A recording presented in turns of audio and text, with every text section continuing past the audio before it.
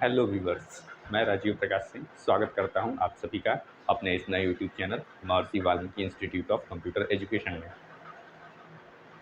दोस्तों, मैंने अपना खुद का एक प्ले स्टोर ऐप लॉन्च किया है जिसका नाम है मुस्कान क्लासेस। इस ऐप को आप डायरेक्ट प्ले स्टोर में जाकर मुस्कान क्लासेस नाम से सर्च करके इस ऐप को डाउनलोड कर सकते हैं। इस ऐप की बेनिफिट्स ये हैं कि इस ऐप में आपको कई सारे कंप्यूटर कोर्सेज मिलेंगे, जैसे DCA diploma in computer application, ADCA advance diploma in computer application, Tally, Microsoft Excel package, Microsoft Office package व अन्य ऐसे कंप्यूटर कोर्सेज। तो देर न करें और आज ही मेरे इस ऐप को डाउनलोड करें और इंस्टॉल करें। चलिए चलते हैं आज की अपनी वीडियो की तरफ। तो फ्रेंड्स, आज का जो हमारा टॉपिक है वो है पार्ट्स ऑफ कंप्यूटर। तो पार्ट्स ऑफ कंप्यूटर पढ़ने से के लिए सबसे पहले हमें कंप्यूटर क्या पूरा एक डायग्राम का पता होना चाहिए कि कंप्यूटर में पार्ट्स होते कौन कौन से हैं। चलिए पहले एक डायग्राम हम बनाते हैं।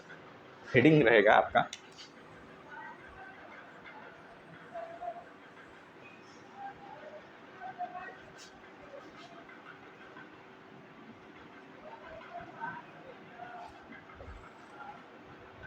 Diagram of computer.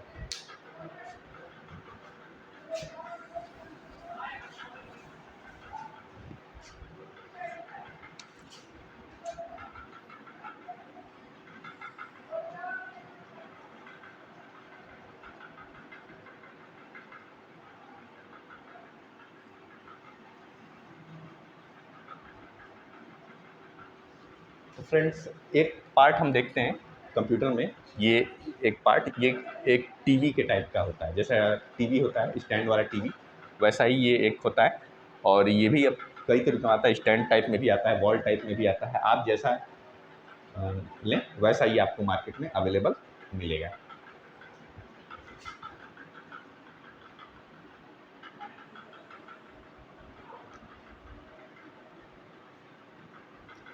यहाँ पर कुछ लाइट्स और बटन्स, किसी में साइड में होते हैं लाइट्स और बटन, किसी में इसके जो फ्लैट मॉनिटर वाले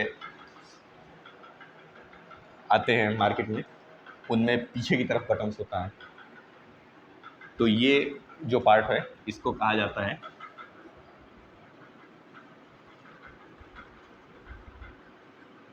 मॉनिटर। यानी ये एक टीवी टाइप का पार्ट है। इसमें आप सारी चीज़ें इस पर देख सकते हैं कि हम कंप्यूटर में क्या कर रहे हैं। वो सारी चीज़ें आपको इसी पर दिखाई पड़ती हैं। अब इसके बाद एक पार्ट होता है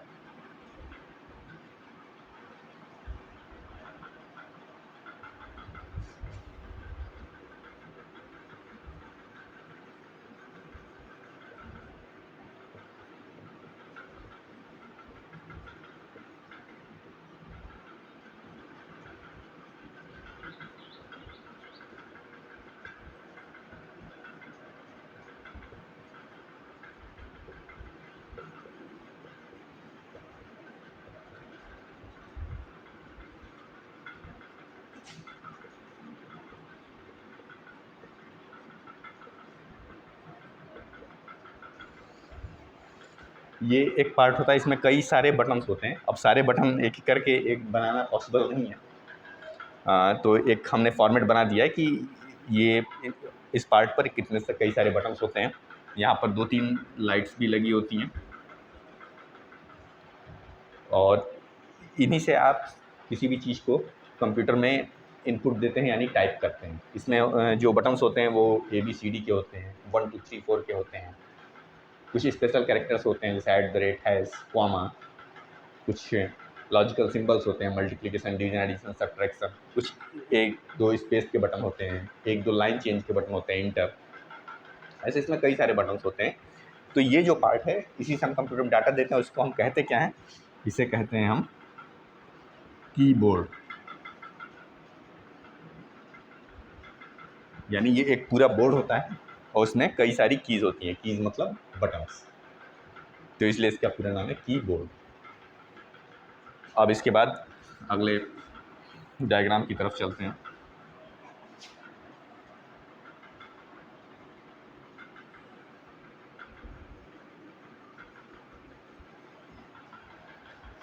ये इस तरीके का एक पार्ट होता है और इसे हम कहते हैं माउस। इस पे माउस में पे ये दो बटन होते हैं, एक ये और एक ये। इसे आप अपने पूरे हैंड इस पे रखते हैं और एक राइट साइड में बटन है और एक लेफ्ट साइड बटन है जो कि आप इन अपनी दो उंगलियों से इस्तेमाल करते हैं। ये राइट इस बटन के लिए और ये लेफ्ट बटन के लिए। इससे आप कोई भी चीज़, अगर आप कोई फाइल या फोल्डर दिख रहा है उसे ओपन करना है तो आप उस पर क्लिक करके उसे ओपन कर सकते हैं, या फिर अगर कोई आइटम आपको सेलेक्ट करना है, 10 चीज़ें हैं और आपको उनमें से 1 2 3 कितने को सिलेक्ट करना है, आप इससे ही सिलेक्ट करते हैं।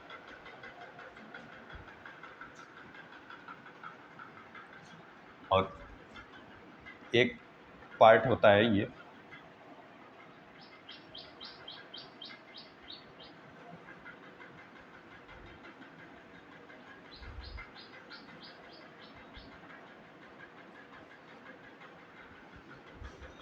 होता है सीपीयू।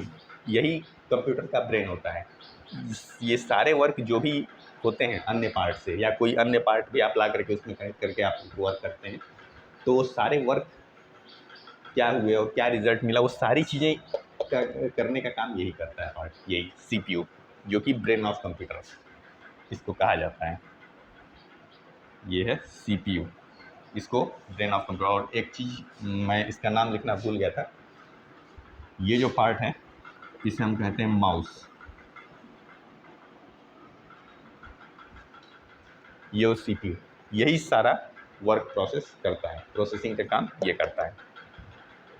इसके बारे में भी हम आगे डिटेल में पढ़ेंगे। अब ये इतनी चीज़ें जब कंप्लीट हो जाती हैं आपके पास, तो आप पूरा एक कंप्यूटर को फॉर्म कर सकते हैं।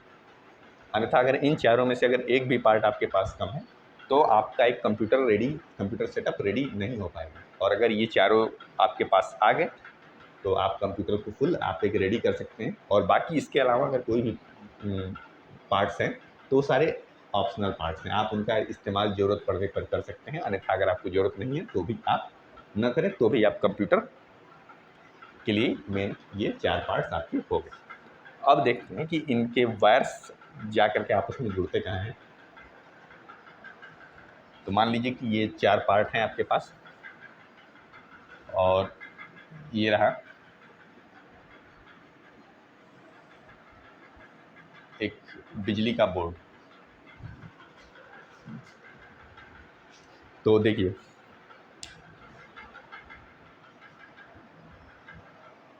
एक ये जो पार्ट है टीवी, घर में भी आपने देखा है कि टीवी क्या होता है कि एक मेन पावर बोर्ड में उसका एक प्लग लगता है। तो इसमें कितने वायर्स लेंगे, एक पहला मेन वायर तो इसका बोर्ड में चाहिए, तो इसका एक वायर यहाँ से निकल के इस बोर्ड में जा कर के लगेगा, जो कि इसको पावर सप्लाई देगा। और अब अगर ये पावर सॉकेट इन्वर्टर से, तब तो बिजली कटने पर भी ये ऑन रहेगा। और अगर ये पावर सॉकेट इन्वर्टर से नहीं है तो बिजली कटने पर ये मॉनिटर बंद हो जाएगा। अब मॉनिटर बिजली कटने पर डायरेक्ट बंद हो जाए तो उससे भी हमें कोई फ़र्क नहीं पड़ता है, जैसे घर में टीवी डायरेक्ट बंद हो जाता है, क्योंकि उससे इसे कोई हानि नहीं पहुंचता है।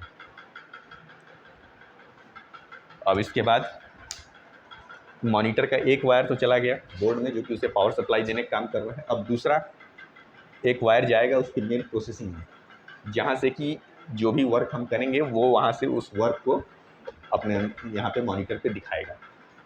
तो प्रोसेसिंग का काम कौन करता है, सीपीयू। तो कोई भी पार्ट हो कंप्यूटर का वो सीपीयू से जरूर कनेक्ट होगा। तो जो दूसरा वायर है वो आके कनेक्ट हो जाएगा सीपीयू से। एक वायर मेन बोर्ड में गया और एक वायर सीपीयू में गया। अब देखिए दूसरा चीज़, ये जो सीपीयू, अब ये सीपीयू का वायर कहाँ जाकर कनेक्ट होगा। सीपीयू में भी दो वायर होते हैं मॉनिटर की तरह। एक तो ये इसे खुद पावर सप्लाई चाहिए, तो इसे मेन बोर्ड से कनेक्ट होना पड़ेगा। तो ये जा करके मेन बोर्ड से कनेक्ट हो गया। और इन दोनों के लिए हमने एक एक स्विच बना दिया, एक स्विच इसके लिए और एक स्विच इसके लिए। और जब ये मेन बोर्ड से कनेक्ट हो गया तो अब इसमें देखिए क्या होता है कि ये जो CPU होता है कंप्यूटर का, ये एक ऐसा पार्ट है कि ये लाइट कटने के बाद भी जब तक आप इसे प्रॉपरली बंद ना करें एक सिस्टमेटिक वे में, तो ये सही से बंद होगा। और अगर अन्यथा आप इसे डायरेक्ट बंद कर रहे हैं या पावर कटने पर इसकी पावर ख़त्म हो जा रही है, तो इसे आने वाले कुछ समय में इसे हानि पहुंचती है और ये ख़राब हो सकता है। इसलिए ये बीच में बंद अपने आप नहीं होना चाहिए जब तक आप इसे सिस्टमेटिक वे में बंद न करें, न कि आप इसे डायरेक्ट स्विच से बंद करेंगे। इसे बंद करने का सिस्टमेटिक एक प्रोसेस होता है जो कि आगे आपको पढ़ाया जाएगा। तो इसका जो प्लग है वो इन्वर्टर से होना चाहिए, क्योंकि अगर बीच में बिजली कटेगी तो ये अचानक बंद होगा और फ्लक्चुएसन होगा, तो इसके पर इफेक्ट पड़ेगा जिसके कारण कि ये आने वाले कुछ समय में ख़राब हो जाएगा। तो इसलिए इसका जो प्लग है वो इन्वर्टर से होना ही चाहिए। अब एक प्लग तो इसमें चला गया, अब दूसरा प्लग जो मैंने पहले बताया कि वो मॉनिटर से जुड़ा हुआ है, तो दूसरा प्लग इसका मॉनिटर में चला गया रहता है। अब इसके बाद देखते हैं बाकी डिवाइसेस कहाँ जाते हैं। अब देखिए ये जो कीबोर्ड है, ये कीबोर्ड को अन्य कहीं से बिजली की आवश्यकता नहीं होती, ये सिर्फ एक सिंगल वायर पर डिपेंड होता है। तो इसलिए ये जा करके कनेक्ट होता है CPU से, क्योंकि मैंने बताया था कोई भी पार्ट CPU से जाकर जरूर कनेक्ट होगा, तो ये जा करके CPU से कनेक्ट होता है। और ये जो माउस है, माउस को भी कोई अलग से बिजली की जरूरत नहीं पड़ती, इसमें भी सिर्फ एक सिंगल वायर होता है, तो ये भी जा करके CPU से कनेक्ट होता है। तो ये तो पढ़ लिया आपने 4 पार्ट्स को लेकर के कंप्यूटर के पार्ट्स। अब देखिए या और इसके बारे में लिखता हूँ, ये है पावर सॉकेट बोर्ड, और ये दोनों है स्विच और ये दोनों है प्लग। अब देखिए एक और पार्ट होता है यूपीएस। यूपीएस क्या होता है कि इन्वर्टर की तरह होता है। जैसे इस बोर्ड का इस्तेमाल आप अगर घर के डायरेक्ट इन्वर्टर से कनेक्ट किए हुए तब ये करके आप CPU को कंटिन्यूसली ऑन रख सकते हैं, जिससे कि लाइट कटने पर फ्लक्चुएसन ना हो और CPU ख़राब ना हो। और लेकिन अगर आपके पास इन्वर्टर नहीं है तब आप क्या करेंगे, उस समय एक डिवाइस होता है यूपीएस। यूपीएस आप इसलिए लगाते हैं क्योंकि वो थोड़ा सा पावर बैकअप रखता है 15 में से 20 मिनट का। वो क्या करता है, जैसे लाइट कटी तो साउंड देने लगेगा। उसके अंदर एक बैटरी होती है जो कि 15 से 20 मिनट तक कंप्यूटर को ऑन रख सकती है। उस अंतराल में आप कंप्यूटर में जो भी कार्य कर रहे हैं उसको सेव कर देते हैं और प्रॉपरली कंप्यूटर को बंद करते हैं, जिससे कंप्यूटर या CPU खराब नहीं होता। तो अगर आप यूपीएस का इस्तेमाल कर रहे हैं तब उस समय आप कौन सा प्लग कहाँ पर लगाएंगे, तो देखिए चलिए एक बार उस पर भी समझ लेते हैं।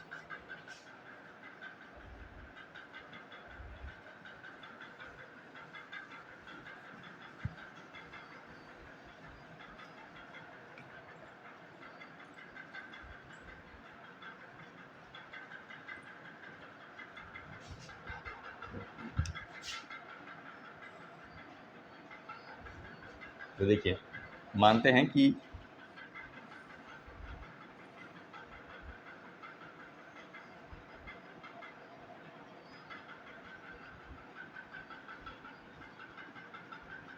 ये आपका यूपीएस अनइंटरप्टेड पावर सप्लाई, यानी बिना रुके बिजली को सप्लाई करता है यूपीएस।